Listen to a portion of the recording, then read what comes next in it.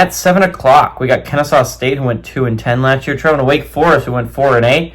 Wake favored by 17.5 points on the ACC network. Davis Bryson for the Owls went 143 at 261, threw for 1,495 yards, 6 touchdowns to 10 interceptions. Ouch ratio. Michael Benefield had 138 carries for 842 yards and 5 touchdowns. And Blake Bohannon was their leading receiver, 224 catches for 289 yards. I know, ouch. 0 touchdowns. I don't remember the last time I saw their leading receiver for a team's leading receiver for a year have 0 touchdowns. So honestly, pretty impressive there.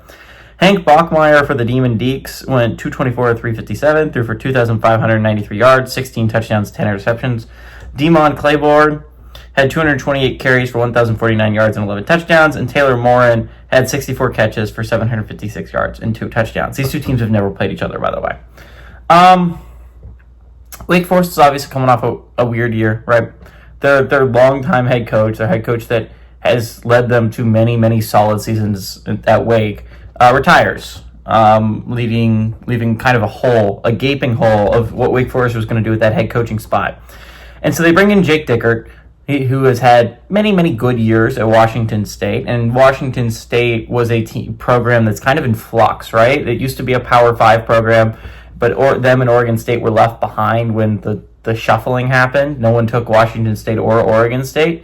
So they're still in a weird spot, and they're going to remake the Pac-12 with a lot of Mountain West teams, but I don't know logistically how good they're going to be considered Group of 6 and not Power 4. So I mean, Wake is so he was left in a position where he kind of had to find a way out of Washington State because you just can't do anything really at that program, at least not right now, and it's no longer a Power 4 job. So he finds a way to get to Wake Forest, considering that job was now open.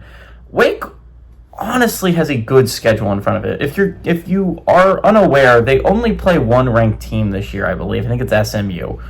It's a relatively easy, manageable schedule. I mean, it's not Virginia easy, which we're going to talk about a little bit later. Virginia plays 0 ranked teams this year, at least start of the preseason polling. But Wake has a very doable schedule. I think this is a Wake team that should theoretically make a bowl game Jake Dicker's first year. I don't expect this team to be insanely great, but they bring back Claiborne, who's a pretty solid running back. And I think this is a Wake Forest team that I think is going to be a decent team. I think they could go bowling this year. Just given their schedule layout. Kennesaw State was really bad last year, and they fired their head coach. They're bringing in a new one.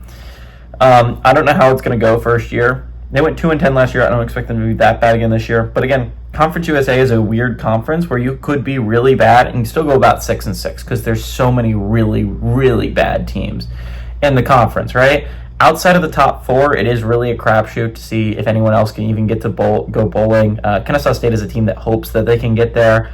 I don't see them really giving Wake Forest much of a fight. It's only favored by 17.5 somehow. Wake, I think, is a substantially better team than Kennesaw State. Not only 17.5 points better, I think like 24.5. I would still take Wake Forest to cover. So give me Wake to win and cover at home.